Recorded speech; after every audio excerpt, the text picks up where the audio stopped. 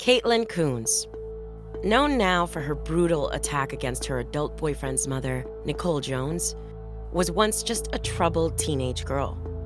Before she murdered a woman in her own kitchen and fled to Mexico in a stolen vehicle, Coones was living on her own in Canton, Ohio.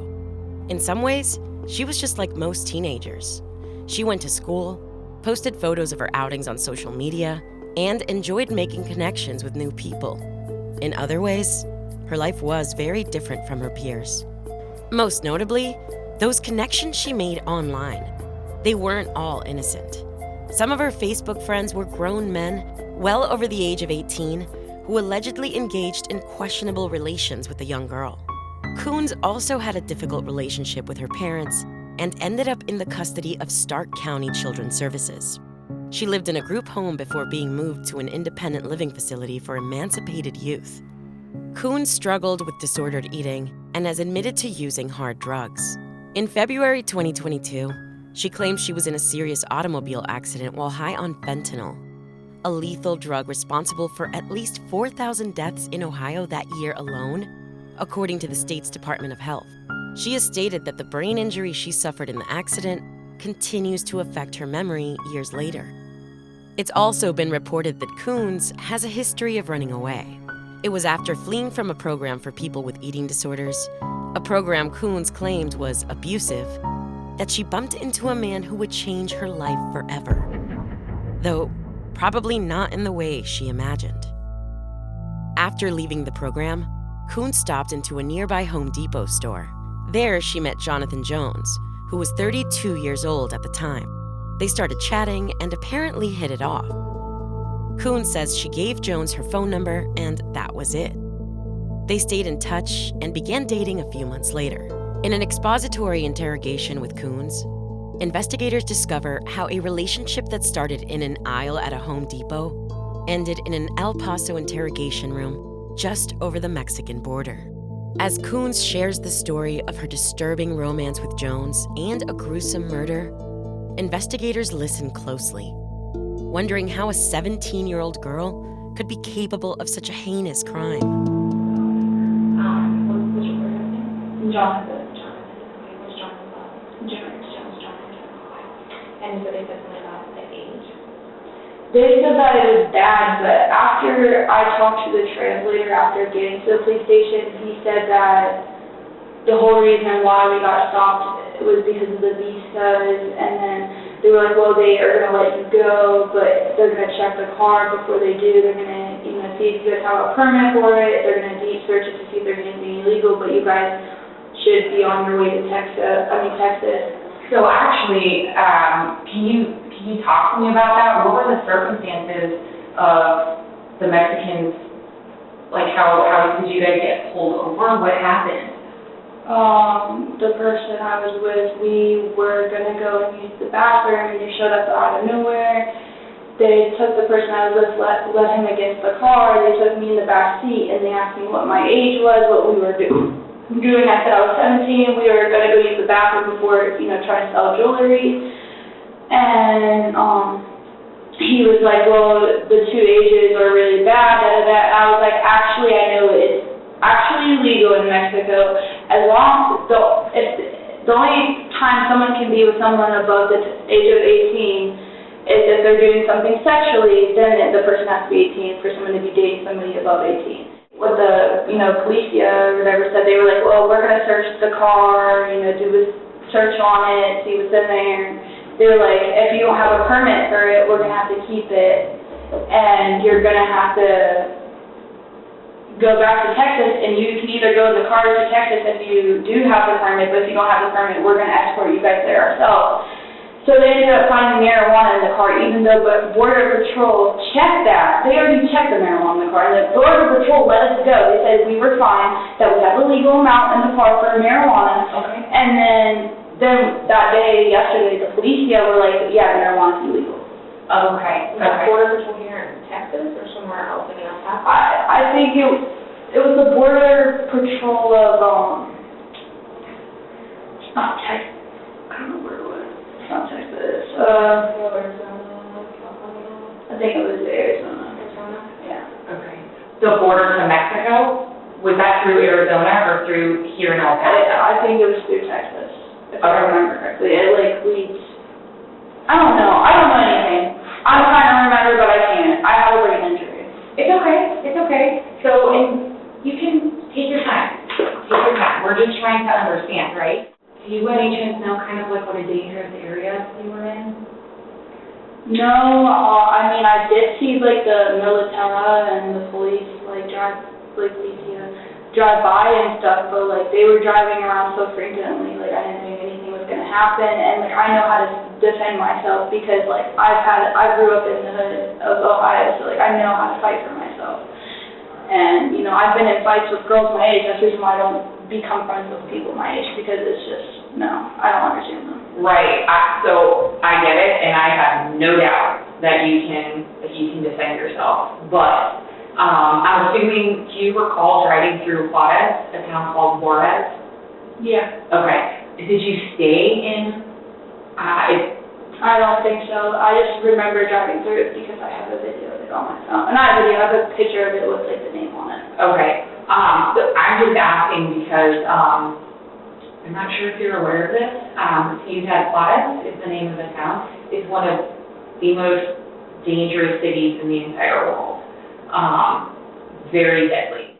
Ciudad Juarez shares its northern border with El Paso. Much of the danger the detective is referring to is related to territory battles between criminal groups. As the border report puts it, Ciudad Juarez and the state of Chihuahua are known to be home to a high level of cartel activity, and violent crime rates are on the rise. Villa Ahumada, a town about 80 miles south of Juarez, is where police picked up Coones and Jones.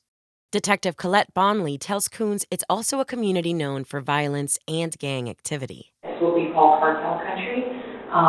So a little bit different, right, than just getting in a fight at school. I mean, these are people that we head, you know, and so that's another reason that we want to talk to you, is because we want to make sure that you're okay. I mean, obviously I see that you're okay, but from two people from Michigan, are you from Michigan? No, I'm from Ohio, excuse me.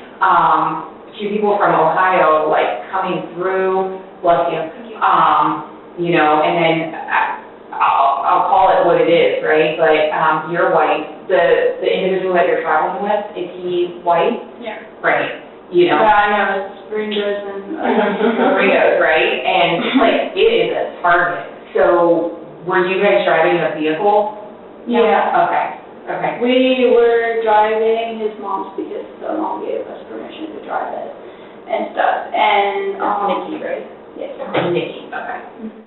After nearly an hour of interrogation, Coones voluntarily admits to driving Nicole Jones' missing SUV from Sylvania, Ohio to Villa Ahumada in Chihuahua, Mexico. It's a trip that would take days of driving. We used her car because she gave us permission, and, you know, that was it. We used most of the money he saved up or whatever to, you know, get there to Mexico, and we had a good experience. Like, we ate Mexican food, we stayed here and there, you know, it was a good experience. But like I said, I thought we were good for the most part because I've seen like a lot of military and policia. Yeah. What kind of car was it? It was like a white like SUV. Is it new or old? I think old. Old. So was it junky or in good shape? Like in between the junky and good shape. Okay. Did you guys change license plates or anything, or so is the tag still Ohio? Okay. Honestly, I think that you guys are pretty lucky. You know, did you guys ever get stopped by the Mexicans other than when they picked you up? Did they stop you? So we sold jewelry, we sold a phone, and that was it. That went okay. We did get stopped by the police like once before we got arrested, and they wanted to check out the phone, so we handed it to them and stuff and let them check it out. And then they were like, no, because it has no Wi-Fi. I mean, it's Wi-Fi, and obviously they didn't want it. It was the one that I had right now. So they handed it back to us, and then, yeah. And what about the jewelry? Nothing, I don't think anything fell about the jewelry. That's when we got stopped, because we slept in the car, we woke up the next morning, we were about to go use the bathroom, and that's when the police showed up. What kind of jewelry were you trying to sell? Like old ancient jewelry that I had. Not like ancient, sorry, but it was like old jewelry, like charm bracelet, rings, like, you know, the rings that girls are. Any sort of jewelry that you had? Mm-hmm. Okay. When the pair left Sylvania, they made off with Nicole Jones' jewelry with intentions to sell it. They needed extra money because, according to Coons, she and Jonathan weren't working at the time. She claims Jonathan receives disability checks and lives with his mom, who Coons describes as cool. Yeah, his mom is like a cool type of mom. Like, she likes to play card games, go on walks, you know. You know, when we were trying to, you know, take her to Mexico, she didn't want to come because she was talking about her Superman boyfriend. And I was like, she said that she was apparently dating Superman. I was like, oh, okay. I'm not going to stop you there. She was going to go with you guys? No, she wasn't. Oh. She said that she was talking to her, you know, Superman boyfriend and stuff, and that she had things to do, and I was like, okay. And I was like, yeah, she's about to come to that age. Are you referencing like Alzheimer's, like dementia? Yeah, Alzheimer's and on the verge of losing her mind. Right. So are you pretty close to Nikki? I'm semi-decent. She doesn't like me just because of my age and everything, but like, she's okay with us being together, obviously, but like, you know, she's like, I wish I'm your age. She was like, I'll treat you how like my mom treated me, and this and that. I was like, okay. Did you ever live with them? Yes. Yeah. Okay. Cool. How did she treat you? She treated me well. Yeah. Mm-hmm. Okay. And I'm not asking to get into it because I don't care, you know, unless you want to talk about it. Mm-hmm. I don't mean that offensively. It sounds like you have some trauma from your parents. Okay, yeah, I do not want to talk about that because I've already had to talk about that with children's services multiple times. And we absolutely don't have to talk about that. I just want to make sure that this lady was treating you well. She was treating me well. Okay. How long did you live with her? I didn't live with her. I just stayed there a few nights, like a couple of months. Okay. Does Nikki know that Jonathan's in jail in Mexico? I don't know. I haven't talked to him since he got taken away, so I don't know if he called her or if the police called or what happened with that. I do not know. Does she know you guys are going? Yeah, like I said, we offered her to come with us. Right. Okay. When was the last time then that you like talked to her? Well, there's some losing though because of Mexico. So then mine was the only one working, but then mine kept glitching out. So we didn't really have working friends in Mexico. Probably because you were hooked up to the Mexican network. So before you got to Mexico, when you wanted to talk to her? What? When did you want to talk to Nikki before? I think it was like right when we like went to Arizona, like when we talked to her. But I don't know when that was. I just know it was like right before we got to Mexico.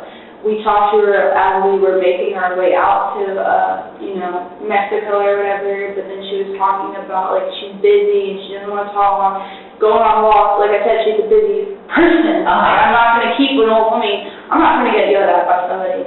So we just kept traveling and stuff, and we were like, maybe she just is doing her own thing with, like, not bother her. So that's how that went. Okay.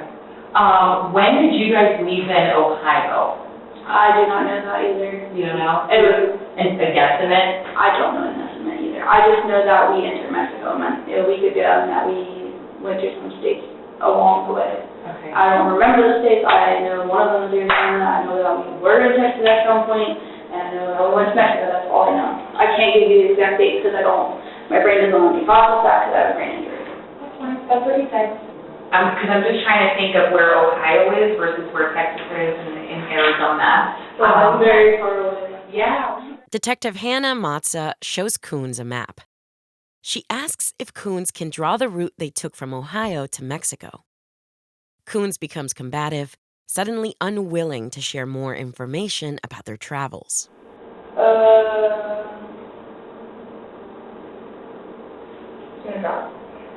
No, I don't want to draw it because there's no point in knowing it.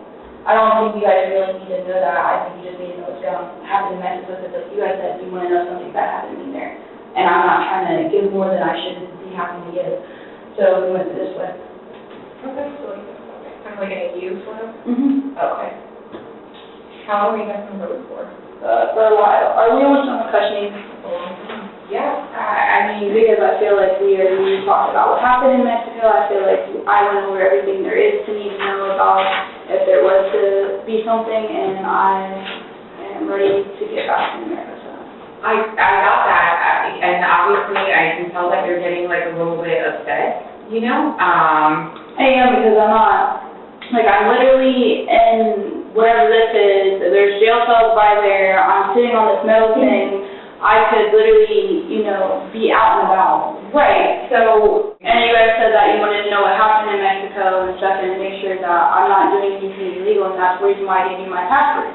correct, and so you're 17, right? Correct. And so, you're still a minor, right? Well, we're in Texas, so I'm legal here. You are legal here, but out of Ohio, you're still a minor. Mhm. And so we just wanted to make sure that when en route, that you're okay. And I am okay. Okay. And we also wanted to make sure, with Jonathan, and I know you said nothing happened, but we wanted to make sure from Ohio to Mexico to here that you were safe, that nothing happened along the way, either with him or with someone else. Nothing did happen along the way. He kept me safe throughout most of the way. And then the thing is that there was a notification that came in as well that you had been abducted.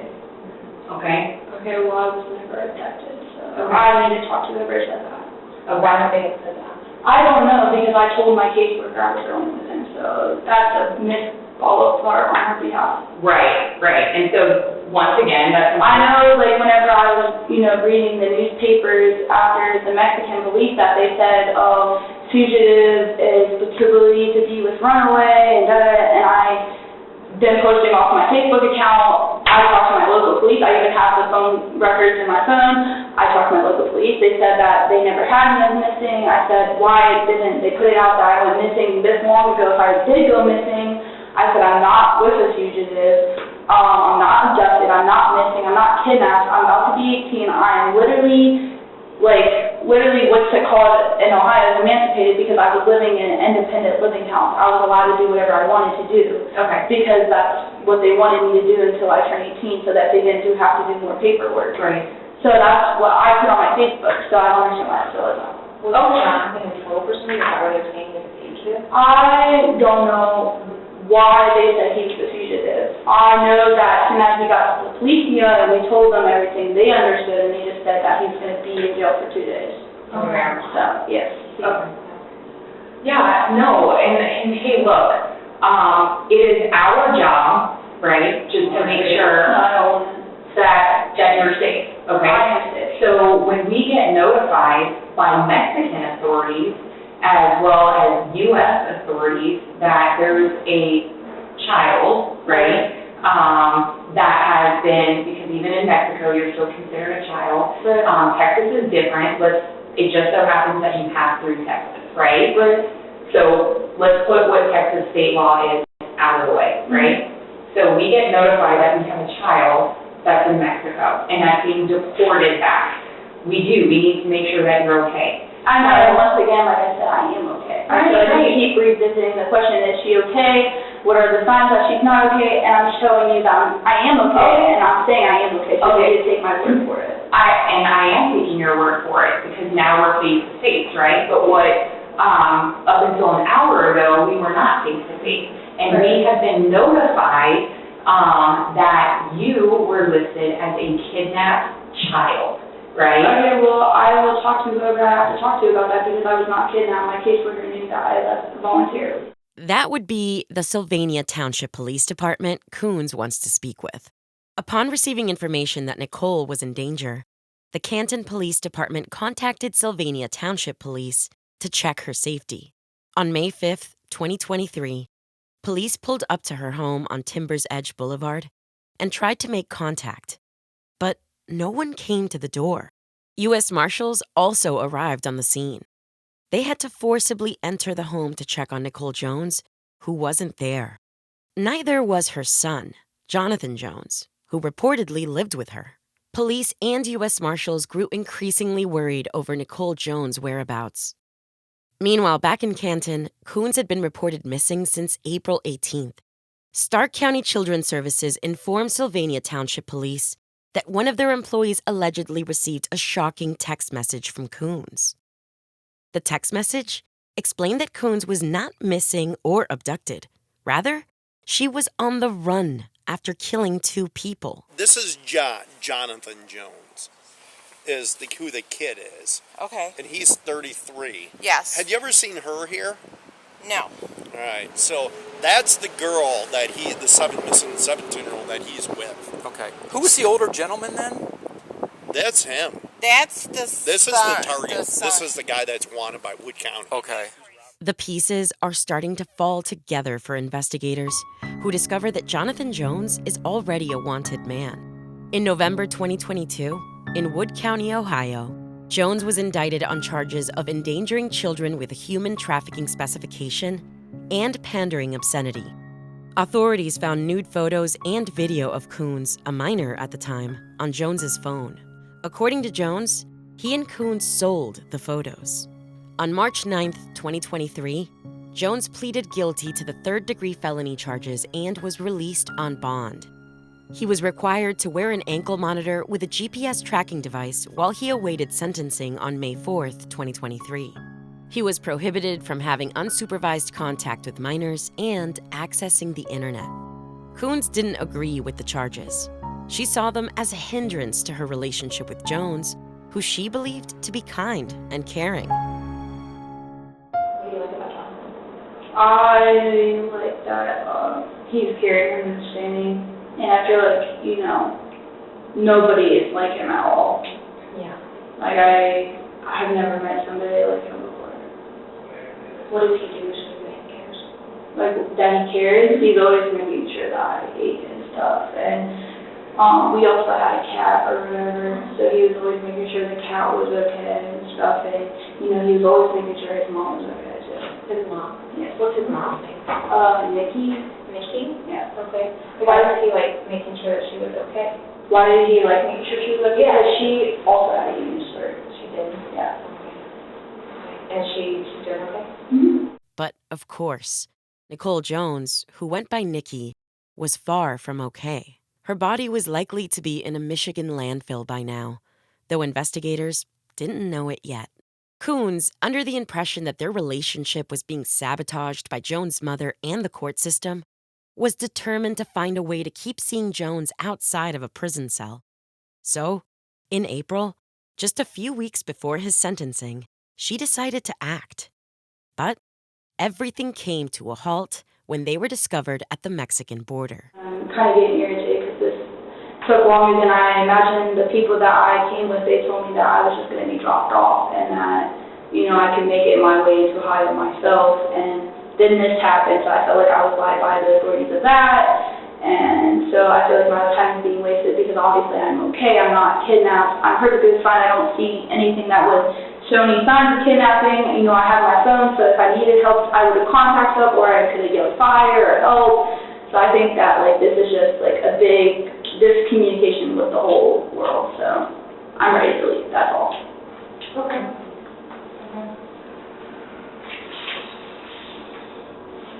So we do have some more questions. Tell me about those Facebook message that you sent.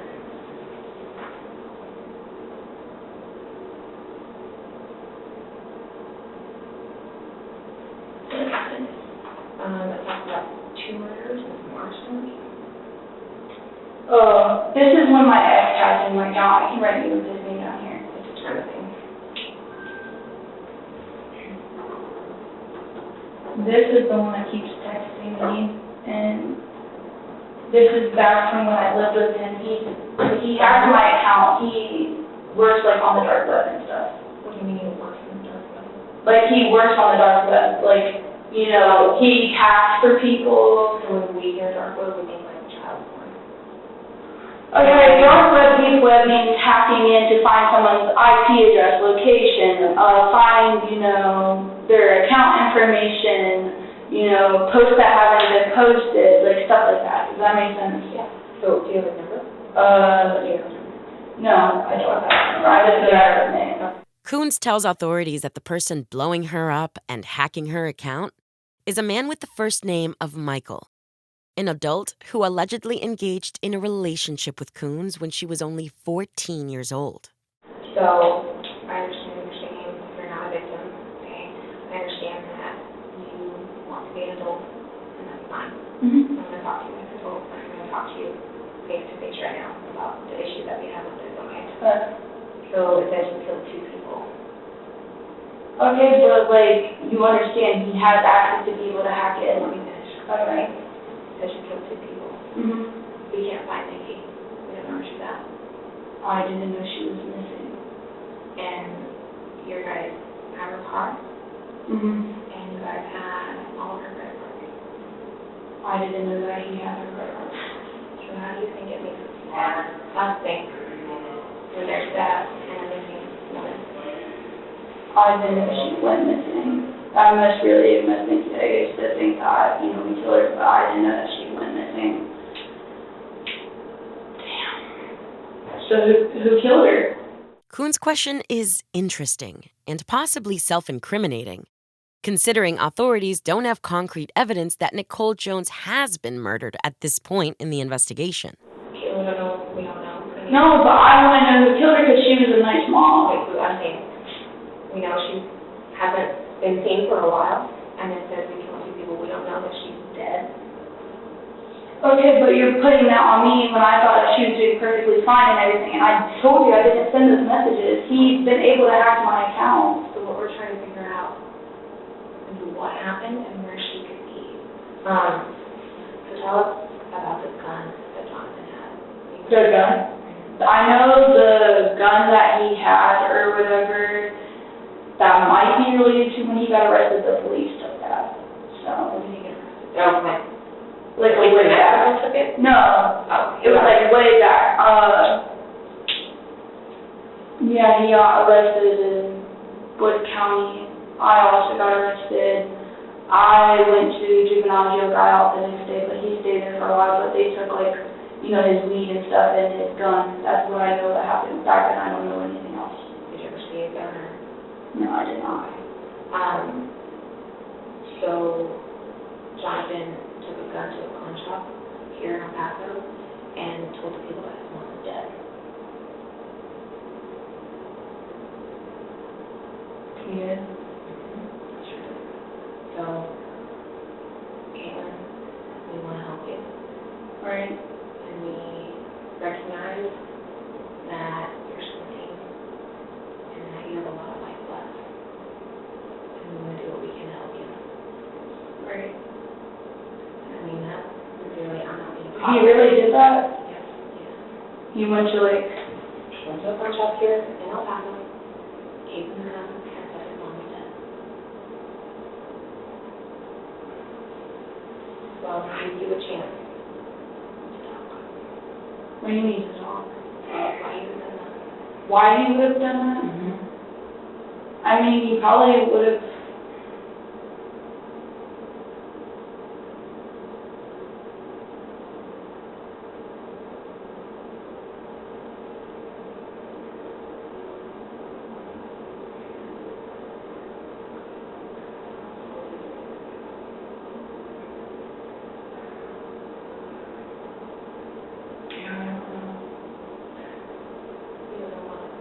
Like, I don't know anything. Like, I didn't know he did that. I didn't know there was a gun. I didn't know his mom said. Like, I don't know what you guys want me to say.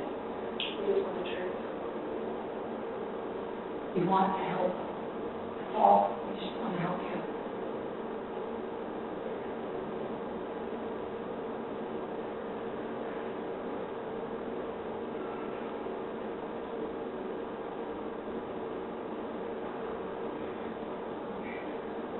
So if she's dead, did you guys find the body? It's a good question, and one Nicole Jones' family was also wondering at the time. A few weeks later, the family publicly accused the Sylvania Township Police Department of failing to conduct a search for Nicole's body. And because police say they wouldn't be providing any more information on the investigation at that time, it's a question the family would continue to ask publicly for weeks to come. Where is Nicole Jones' body? Only the truth from Coons and Jones can reveal the answer and provide some sort of closure to the family. Caitlyn, we have not only do we have the pawn shop owner's statement, we have the gun now, and then we also have video surveillance putting you guys at the pawn shop.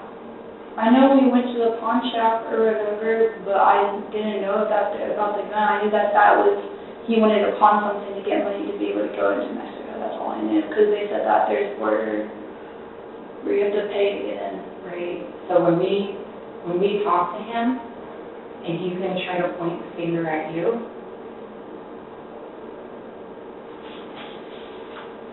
we're trying to help you.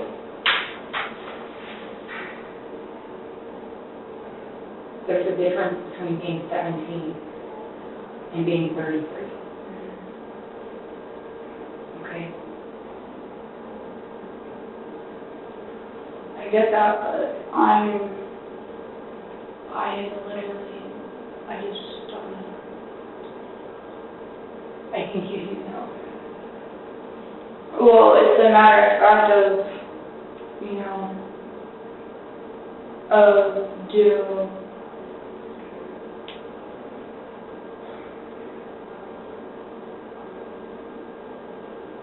put it all on him, even though it's not all on him, or go to jail. So it doesn't have to be one or the other. Okay? Her job is to present the truth and to find the truth. And that's what we want. We just want the truth. And we want to give you an opportunity to tell your story before he tells it for you.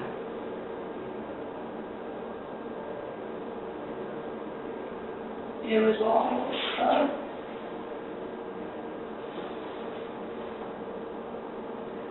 it was all me.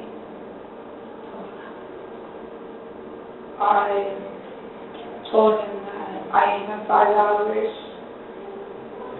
I ran away from an independent living house, and I told him he had $5, to kill her, and he told me that he couldn't do it because that was his mom.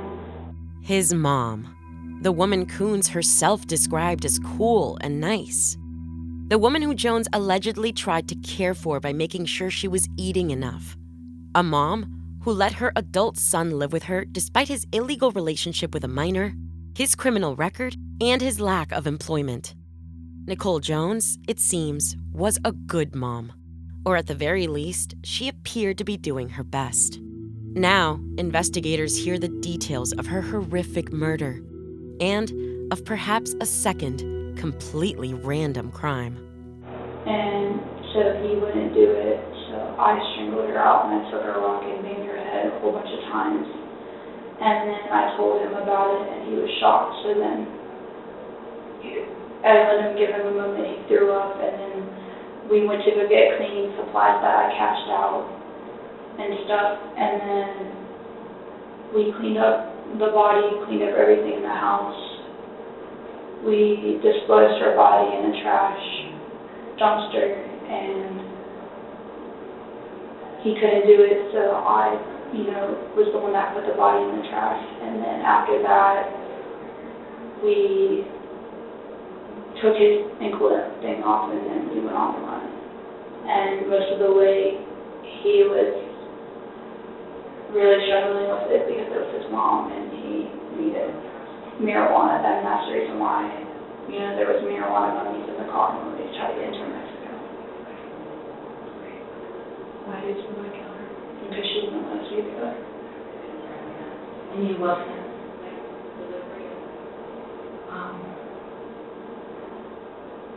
Took a lot of courage for you to tell us that. Yeah. Okay? I also killed another person in Arizona in a drive-by. I don't know who it was. Also committed 2 arsons in Arizona in the middle of nowhere. Don't know what that was either. Okay. So the drive-by, what happened? I, loaded the gun and stuff and shot the person, and I left real fast, and then after that I washed off the residue of the gunpowder. Are you certain that they're deceased? I don't know what happened. I just remember pulling out the gun out of the window and shooting. Was the male, woman, old, young? I think it was a woman. A woman. Do you remember how old she was? She looked old and she had glasses and she was by, she's at a best stop. Is there a reason, like, that precipitated it, that made you do it? I don't know. I was like, well, I killed someone, so I might as well kill another. Police spotted Coons and Jones driving through Arizona before they reached Mexico. But it's unclear whether Coons really injured or killed anyone in a drive-by shooting there. We were unable to find any records pertaining to Coons in any online case search out of Arizona, where Coons alleges the shooting took place. While searching for any charges in Arizona, we used Truthfinder to run background checks on Coons and Jones. On truthfinder.com, we typed in Jones' name, age, and state of residence. In under a minute, our paid subscription service gave us access to several criminal and traffic reports, like those pertaining to his arrest in Wood County. We even found information like aliases he might use, possible phone numbers, address history, and traffic records. Unlimited reports with this kind of information and more are available in minutes to anyone with a paid subscription. Law&Crime partners with Truthfinder so our writers and reporters can research cases and reveal real information about suspects like Kaitlyn Coones and Jonathan Jones.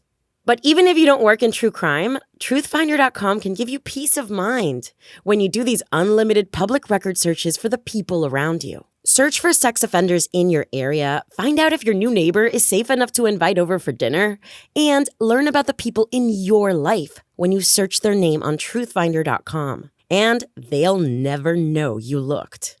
If you're watching this episode of Law&Crime Interrogations, you can get 50% off your first month of confidential background reports at www.truthfinder.com/LC Interrogations. Link in the description. And what did Jonathan say? He just told me that he has a bad feeling that it was all going to catch up and that, he can't believe he killed his mom and that he misses his mom and, basically that he wished he didn't do it. After spending 3 days in a Mexican jail cell, Jonathan is also interrogated by the FBI. He tells police the last time he saw his mom was just a few days before he and Coons left Ohio. He says she was alive and well. But the FBI already has Coons' statement. When they confront him with his girlfriend's confession and tell him she placed the blame on him, Jones suddenly seems less eager to talk. My gut's telling me to get a lawyer. Your mom doesn't deserve where she's at right now. Right. You wouldn't want that for your mother. I would hope you wouldn't want that for your mother. Never. I love my mom to death. To death, a common phrase with an all too exact meaning in this case. Coons, on the other hand, felt differently about Nicole Jones. Did he kill his mom or did you? I killed her, but he kind of helped with the body retraction, but then after him dropping the feet, I told him, let me do it, you can't do this. Okay. How did you feel after you killed his mom? I got very high and I was tripping really badly. I was like, oh, that really just happened. I really just killed your mom. And he was like, yeah, you did. And he started crying. And then I was like, I'm sorry. And then, I had to toughen it up because then that was when I went to go hide the body. We're going to do that how? Marijuana. Just marijuana? Did you drink at all? Okay. And this was because she didn't want you guys to be together? Yeah, and I think she honestly was really obsessed over him because whenever we were talking to her, about us and stuff, and she was like, well, if you guys have sex, I'm going to be perfectly fine with it and stuff like that. We were like, well, in the future, we're not going to ask you to have sex. That's weird. That's something we would talk out ourselves. Mm-hmm. And stuff like that. And, she was just, always all over her son. Always handsy with him and stuff like that, and being really flirt-like, if that makes sense. Inappropriate? Yes. Okay. Do you know if they ever were sexually involved? I don't think they were, because when I was talking to Jonathan about my suspicions, he was like, yeah, I kind of feel that way too, because my mom would always get angry at me for certain things, and, I would tell her, like, why are you getting angry at me for this? And he was like, I don't understand it. And then he was also talking about, like, how he's seen some of this stuff, too, and he made it feel uncomfortable. And then that's when I told him, I was like, you see why I killed your mom? Like, do you understand? Because she wouldn't let us be together. Like, nobody would let us be together. And it's kind of sad because it's like, it's obviously, it's obviously, like, I want this, like, I want him, like, I don't care if he's old, I don't care if by the time I turn 18 he's about to be an old man, I don't, I love him. With love sometimes comes ultimatums. Coons tells detectives that's how the murder ultimately came to fruition. She entered the home Jones shared with his mom through a window. Then, she gave her boyfriend a timeline and a choice. He had 5 hours to kill his mom, or she would do it. Did it happen in the morning or the night? It happened in the morning, and then the body was disposed of that night. Okay. Do you remember when that was? No. No. Do you have was it in, because we're in May right now, so was it in April, or was it in May? What you said, we're in what? Did it happen in April, the end of April maybe, or did it happen in early May? End of April. It happened on April 19th, 2023, to be exact. Just 15 days before Jones was expected to appear in Wood County Court of Common Pleas for his sentencing related to the charges of endangering children and pandering obscenity. Jones tells FBI agents that on the morning of April 19th, his mom had planned to go to a marijuana dispensary. While she was getting ready to leave, Jones alleges he stepped out for a cigarette. Then, he heard something strange. I hear something, I don't know exactly what it was, but definitely sounded like a voice struggling. The voice struggling? Yeah, like somebody getting hit or something. It just, through the door and everything, it just sounded like oh! You said that you strangled her. How did you do that? Okay, where was she when that happened? She was trying to get something out of the fridge, and I flipped her over and started doing it, and then I took the rock that I had, got right on the floor, and I just started throwing it at her head. Is that what the scratches are on your arm? I don't know what these are. No. Remember, if you lift up your sleeves, the other ones, are they from her? No. No? Oh, these are self-harm marks. Okay. Yeah. Did she fight at all? Yeah. What? Did she fight you at all? She was very in shock, so she didn't fight. The only thing I remember is hackling with blood up in her mouth, Was that after she was hit with the rock? Did that happen? Yeah, and then there was blood clots that started coming out of her. Out of where? I think it came out of her mouth. They were really big. Okay. How long would you say that you strangled her for before you hit her with the rock? I did it for 5 minutes, hit her with the rock, and then I kept strangling her. And then after that, after strangling her for a good, at least 10 minutes, I started banging really hard with the rock again. Okay. After the murder, the couple started the cleanup process. First, they showered together to get the blood off of them. Then, they went to Meijer for cleaning supplies. Their next stop was McDonald's because Coons was hungry. Then, they go back home to clean up. Finally, they went to Lowe's for a tarp. Everything is relatively close to each other, which worked out for the couple because, according to Jones, Lowe's was having a nice sale on tarps. You remember what you bought at Meijer? We bought a mop, pine saw, bleach, a scrub brush.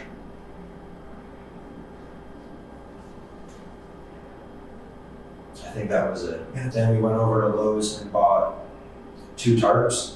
Okay. One to wrap the body and one to put in the back of the car. Actually, it was a deal they had going on for the 2 of them. We had 2 of them for $20 or $15 or something like that. After they bought the supplies, they needed to clean up the crime scene. They hopped back in Nicole Jones's car and headed to the house on Timber's Edge. everywhere there was blood. Okay. Everywhere. Like everything was coated. It was on the fridge. It was on the stove. It was like near the sink. Didn't get into the sink. Go figure. The one easy place to clean didn't go. Just so much blood. I cleaned it up by the stuff that I bought or whatever, by using her identity and her money. I bought a scrub thing, a mop, and I cleaned up all the blood. I threw away the blood clots and stuff like that. I made sure the trash cans were double wrapped, and then I made sure to get it into the dumpsters for tomorrow. So, how did you get her body from the house to the dumpster? We took her car Okay, where did you put the body? in the back seat, In the back seat? So, I'm not familiar with the car. in the trunk. In the trunk, okay, so in the very back? Okay. Did you wrap her with saran wrap first and then the tarp, or the tarp and then saran wrap? Saran wrap and then the tarp. Okay. Do you remember the color of the dumpster that you put her in? A black one, I think. Video surveillance from the Lowe's corroborated the couple's stories. GPS data from Jones' ankle bracelet helped investigators and prosecutors construct a timeline. Jones was wearing the GPS device the day of the murder.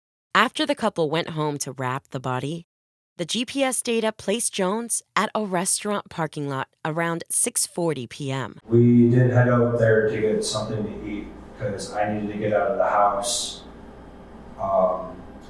and try to process everything, so we went out there for food again. So you had to walk there? Yeah. No, we drove up there with your mom? Yes. Okay. We went back to the house and we hung out until about midnight.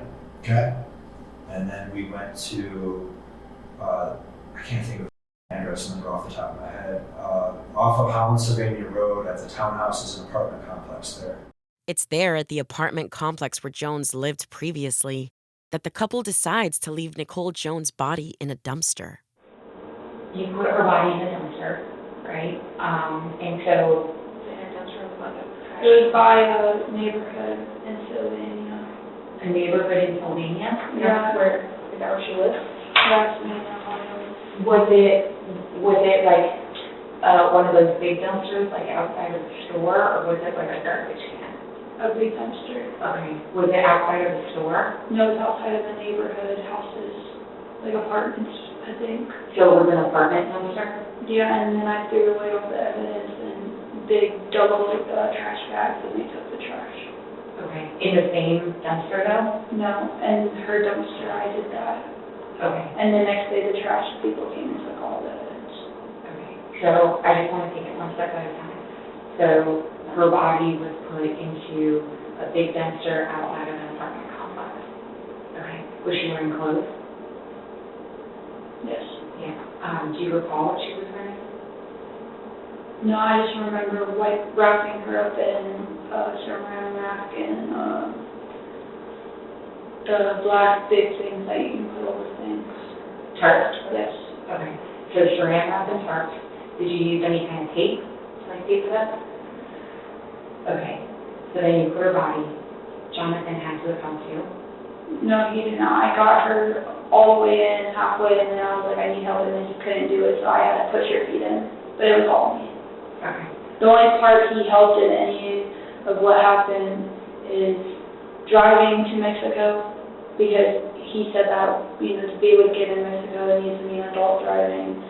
And then besides that, though, he didn't help with anything else. For the most part, the couple's stories match. The major difference between the two is Jones' involvement in the crime. In Coons' version of events, she's the mastermind and the executioner. In Jones' story, he places the blame for his mom's murder on Coons, but he also admits to taking part in the cleanup and disposing of the body. The detectives realize it probably would have been difficult for the 17-year-old girl to lift Nicole Jones' dead body on her own. They want to make sure Coons isn't covering for her boyfriend. I just want to make sure that you're not taking 100% of the blame for something that he... Well, that's the thing. I'm taking 100% of the blame because it is the truth. I was the one that killed his mom. I was the one that did the shoot by or whatever. I was just, after killing her, I was like, everybody else because they're always against me. I know she has lied in the past to try to cover her own ass when like being in the group homes and all that. So I don't know if what she told you was the truth or not. I know she is not always 100% honest. I know she's lied to a lot of other people before. Ultimately, Coons and Jones' relationship ended similarly to how it started, in a home improvement store. Except in the end, they weren't exchanging numbers, they were gathering what they needed to cover up a murder. Coons was indicted on charges of aggravated murder, abuse of a corpse, tampering with evidence, and felonious assault. At her arraignment, Coons entered a plea of not guilty, and her total bond was set at $1,750,000. The 17-year-old was set to be tried as an adult. Later, Coons recanted her original statement to police. Her defense attorney petitioned the court for IQ testing and a mental health assessment for Coons. He stated it appeared her cognitive functioning was similar to that of someone in early childhood, and referenced an apparent disconnect from the reality of her situation. The teen was assessed by a professional over Zoom, but it doesn't appear an IQ test was conducted. Jones was also indicted on aggravated murder and abuse of a corpse, as well as several other charges. His total bond was also set at $1,750,000. In June 2024, both Jones and Coons accepted plea bargains for their charges of aggravated murder and abuse of a corpse. They each pled no contest and were sentenced to life in prison with eligibility for parole after 25 years, running concurrently with 11 months for the abuse of a corpse. Nicole Jones' estate filed a wrongful death suit against Jonathan Jones and Caitlyn Coons. The suit stated that she experienced consciousness, pain, and suffering at the hands of the killer couple. Nicole Jones' body has still never been found.